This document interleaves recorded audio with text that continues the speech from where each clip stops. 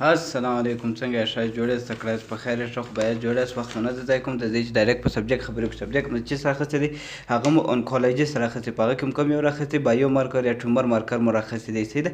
د ټیومر مارکر او د بایو مارکر یو برانچ دی، هغه ته وایي کېږي NSE ټیسټ. صحیح ده. نو د دې فل فارم دی نیورون سپیسیفیک انولیز وایي کېږي دې ته. صحیح ده. دا ټیسټ ته راځئ چې مخ ته ګورو چې دا ټیسټ څه مطلب لري او څه دی. او دا ټیسټ چې دی دا کوم چې زه تاته وایم دا څه لږ مشکلات درته راوړي په دغه کې ولې په سر خلاصېدو کې نور اساني جوړېږي، در اخره پرې وکړئ اساني درته جوړېږي. صحیح ده. راځئ چې ګورو. It is one of the isoenzyme of the glycolytic enzyme enolase.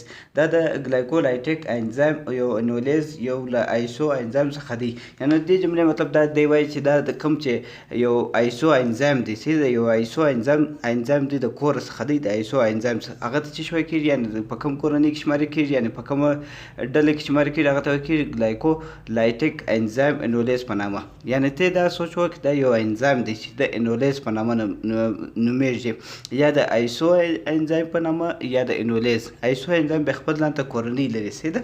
نو ایسو انزایم چې دی دا بیا په یو څو قسم یا په یو ډلو باندې ویشتل شوي دي، هغه زه اوس تاته وایم. صحیح ده.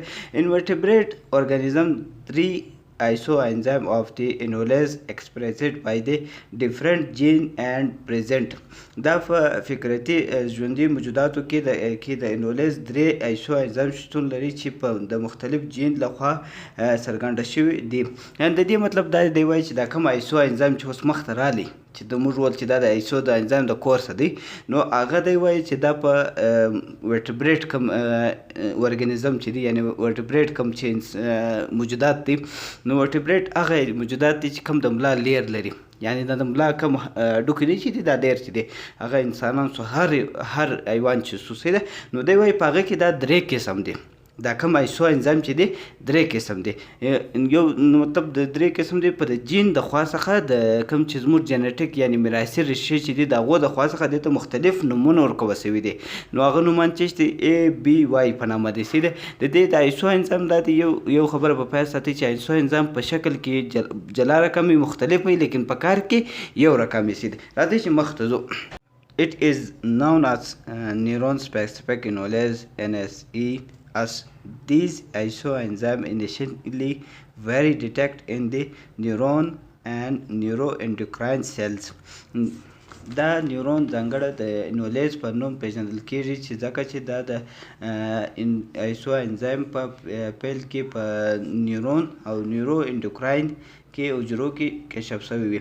یعنې د دې جملې مطلب دا دی وایي چې دا کوم نیورون سپیسیفیک انولیز چې دی دا ټیسټ چې دی دا کوم انزایم چې دی دا په کوم وخت کې پیدا کېږي، دا نیورون سیلز کې پیدا کېږي، یعنی کوم چې نیورون حجرې چې دي عصبي حجرې چې دي په هغو کې دا شتون لري، یعنی چې کوم کوچني کوچني حجرې دا په عکس کې هم زه در ښکاره کوم په دغسې هم درته وایم.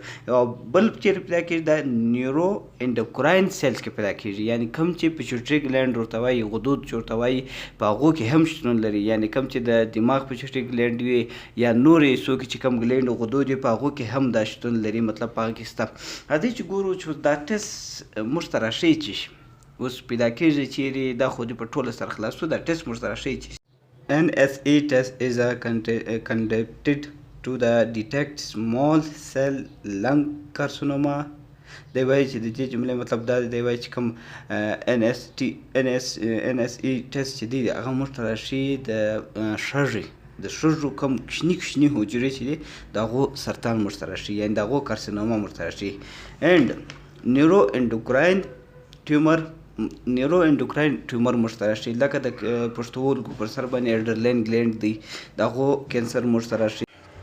بل دی موږ ته راښیي نیوروبلاسټوما راښیي. نیوروبلاسټوما یو داسې کینسر یو داسې حالات دی چې په هغه کې اممیچور یعنی نابالغه شوي نه یې هغه حجرې یعنی نیورون چې دی کوم چې نیورون سیلز ورته وایي، کوم چې د دماغ کوم حجرې چې دی هغه نابالغ یي تر وخته پورې نه یي رسېدلي، هغه په دا پرپل دغه کې ورته وایي کوم چې نروس سیسټم او پرپل سیسټم چې ورته وایي دا کوم د ملا لیر چې دی دا لاندې کوم ریښې چې دي په دې کې دی ګروت وکړي غټ شي، مطلب ځان سره غټ کړي هغه یا یې سم هغه پیپ چې دی یعنې سم هغه ریښه چې ده هغه سمه نه اعصابي کوم ریښې چې دي لاندې په ملا کې چې دي هغه یې سم نه برابر کړي یا هغه لین سم برابر سوی نه یا د هلته کډني یا ډرلین ګلین یا داسې یو بل دغه ورسره جوړ کړي ګروت وکړي یعنې یا هغه حجرې سمې نه سره برابر سوي دی اب نارمل ګروت وکړي سیده نو هغه حالت ته کېږي نیوروبلاستوما. زه په د عکس کې به هم در ښکاره کوم او مخ ته هم در ښکاره بل دی چې کې کف موږ ته ښیي ټوخ موږ ته ښیي چې د ټوخ مسله یې په هغه کې پورته کېږي بریدینګ پرابلم یعنې د سینې چې کوم مسله یې د ټوخ د هغه هم موږ ته راښیي سیده.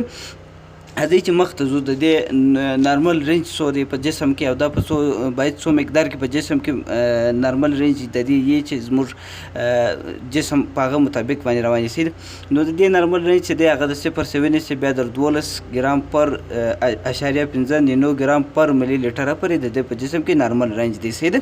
هذه چې مخ ته نور په نور جملو به دې مثال د خلاص کوم غږونو دغه لپاره This enzyme is released into the CSF when neural tissue is injured.